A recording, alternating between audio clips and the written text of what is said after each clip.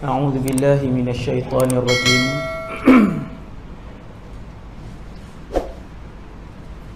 بسم الله الرحمن الرحيم. الحمد لله رب العالمين، والصلاة والسلام على أشرف الأنبياء والمرسلين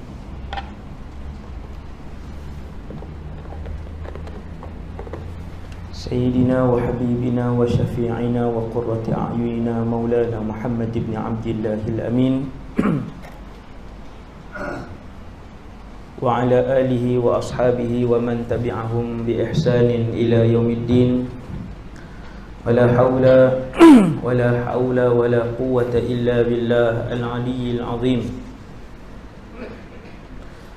ولا حول ولا قوة إلا بالله العلي العظيم. ولا حول ولا قوة إلا بالله العلي العظيم. أما بعد. Pengurusi Timbalan Pengurusi Jawatan Kuasa Surau Umri, Tuan Imam, Muslimin Muslimat yang dirahmati Allah Subhanahu Wa Taala sekalian, syukur kepada Allah Subhanahu Wa Taala. Petang ni, malam ni hujan mencurah-curah, menandakan bahawa Allah menghantar rahmatnya ke tempat dan kawasan penempatan kita.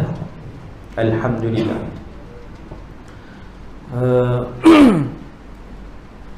Kita berada di alam yang ketiga, iaitulah alam dunia, dan berbaki lagi dua alam yang akan kita tempuh, iaitulah alam barzakh dan juga alam akhirat. Ada orang tertanya-tanya, barzakh ni bukan akhirat kah? Jawapannya, barzakh belum akhirat. Barzakh ialah satu alam, dia di tempat lain, akhirat di tempat lain. Barzakh ialah satu alam, ia di zaman lain dan akhirat di zaman lain. Dan barzakh adalah pintu masuk ke dalam akhirat, dan ia bukanlah lagi akhirat, belum lagi akhirat. Itu satu.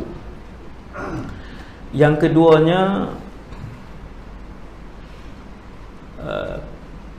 kesemua manusia akan merasai alam barzakh. Ada di kalangan mereka yang tahu apa itu barzakh, sebab maklumat tu ambil di atas muka bumi ni lah. Tuan-tuan, apa yang kita tahu di dunia ni, yang itulah kita bawa ke akhirat. Cuma ilmu tu tak digunakan dah di akhirat nanti. Contoh macam ni lah. Kalau orang tu arkitek, sampai dalam syurga, kemahiran arkitek tu masih kekal dan ada pada dia. Dia tak hilang. Kenangan dunia ni tak hilang. Nama kawan-kawan kita, nombor telefon yang kita ingat, nombor kad penalan kita, maklumat dan kenangan dunia tidak dihilangkan oleh Allah. Yang meninggal umur 23, kenangan hidup dia sampai umur 23 tu lah dia bawa.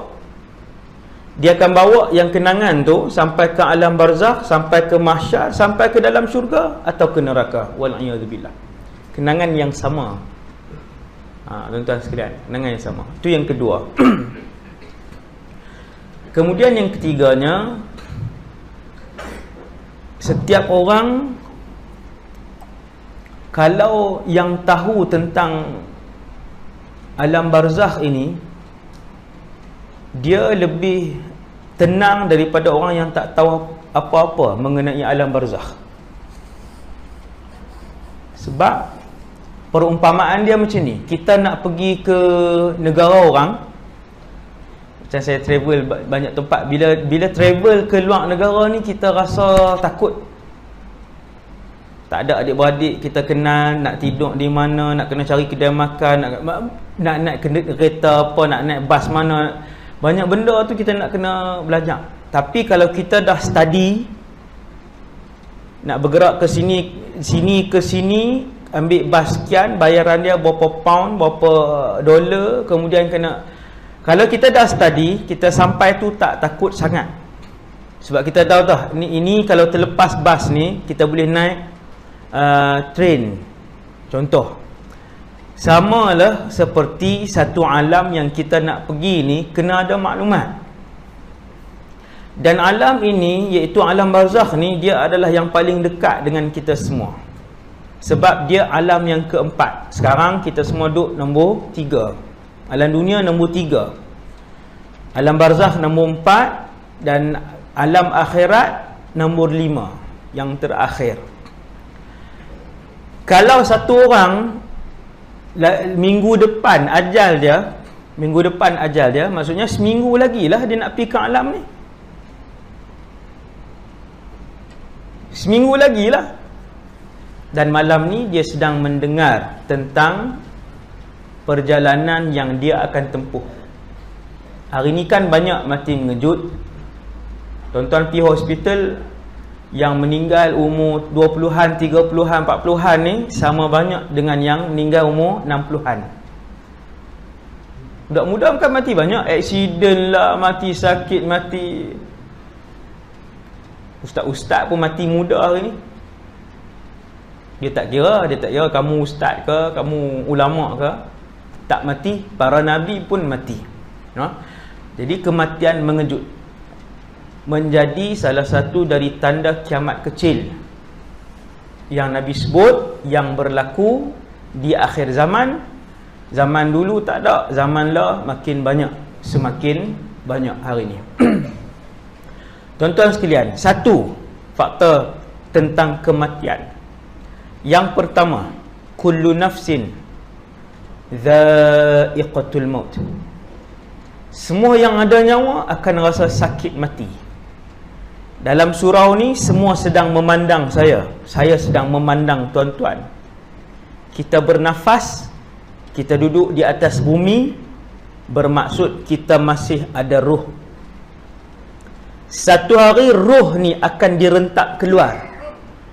Ruh yang sudah pun bergabung dengan tulang belulang, ruh yang sudah pun bergabung dengan darah dan daging dan kulit ini, satu hari akan dikeluarkan oleh para malaikat, berpisah daripada tempat tinggalnya. Waktu itu nama kita bukan lagi Datuk sekian-sekian, tetapi orang akan panggil kita mayat. Orang akan panggil kita jenazah. Orang akan tanya, mereka dah mandi jenazah ke belum? Mereka tak kata, dah mandi ke haji sekian? Haji pun orang tak letak dah, orang panggil jenazah dah. Dah buat turun jenazah ke masjid. Subhanallah. Maksudnya yang berharga ialah ruh ini. Hak ni zahir tempat tempek saja. Yang berharga itu ruh. Apabila ruh itu keluar, yang ini akan jadi ulat. Yang ini tidak lagi dimandikan. Yang ini tidak lagi dipakaikan pakaian. Yang ini tidak lagi diberikan gaji. Tubuh ini tidak lagi diberikan pangkat. Rupanya selama ini pangkat, gaji, pakaian, makanan, harta, pujian itu adalah untuk ruh itu, bukan untuk tubuh ni. Semua akan rasa mati, tak kira siapapun orang itu.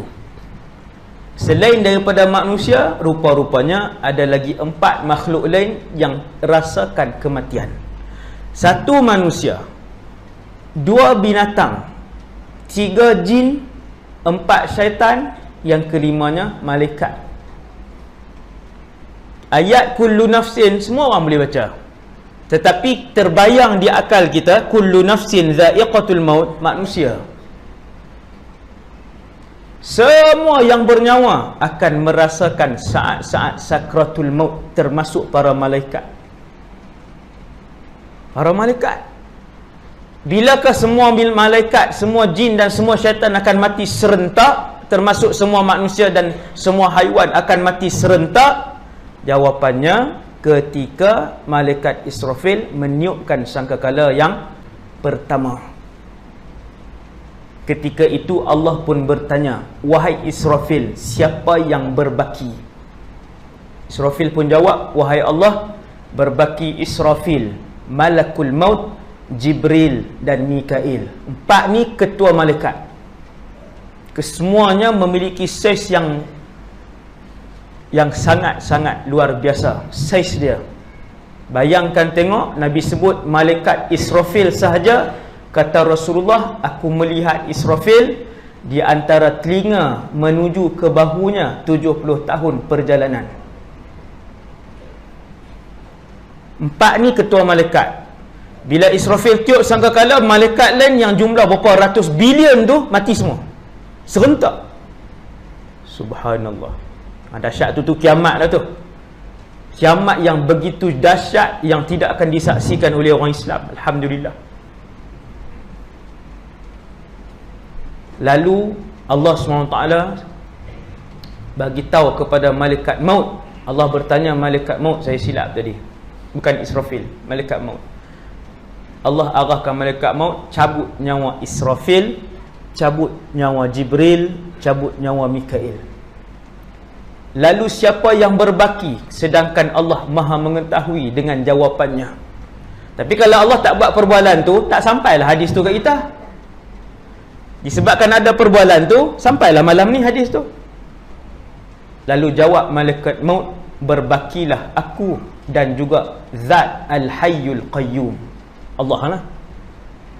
Maka berkata Allah, mut ya malakal maut, matilah kamu wahai malaikat maut. Subhanallah. Semua mati. Inilah kullu nafsin dha'iqatul maut. Kucing mati, ayam mati, lembu mati, kesemua jin, syaitan, malaikat, manusia akan mati serentak. Ketika itu hanya Allah Subhanahu wa ta'ala. Tuan-tuan bayang, sebelum alam ni wujud, hanya Allah dengan zatnya sahaja. Allah ajalah. Syurga tak ada, neraka tak ada. Kita tak boleh nak bayang macam mana keadaan tu. Satu hari kita akan tengok jawapan itu. Waktu semua duduk dalam syurga nanti, tanyalah apa soalan. Banyak soalan. Saya tak boleh jawab, Nabi Muhammad tak boleh jawab, Jibril tak boleh jawab. Banyak soalan. Ia rahsia Allah. Antaranya keadaan azali itu, ataupun sebelum azali. Sebelum Allah menciptakan, azali lah, waktu azali. Waktu tu tidak ada makhluk. Kemudian kesemua manusia dan makhluk yang 5 jenis ni akan rasa bagaimana mati itu, dan ia adalah kesakitan. Mati ialah kesakitan. Inna lillahi wa inna ilaihi raji'un. Dan Allah tidak menangguhkan ajal sesiapa sahaja dan sebaik manapun orang itu. Yang ditangguh ajal ni ada hadis seorang saja, Nabi Musa alaihissalam. Dia seorang saja. Tu cerita lain, lagi panjang. Nabi Musa ni dia tak mau lagi. Waktu malaikat maut datang, dia tumbuk malaikat maut. Hebat tau. Ni hadis sahih ni, yang saya sebut tadi ni. Nabi Musa menumbuk malaikat maut tu, hadis sahih. Dengar macam cerita kartun pula, kan? Tapi sungguh dia kata aku tak mau mati, kan? Punya sayang Allah dengan Nabi Musa ni. Dia sebab tu dia ulul azmi yang ketiga, ranking ketiga di kalangan semua makhluk yang wujud atas alam ni. Nabi Musa nombor 3. Hebatlah, tinggilah kedudukan dia.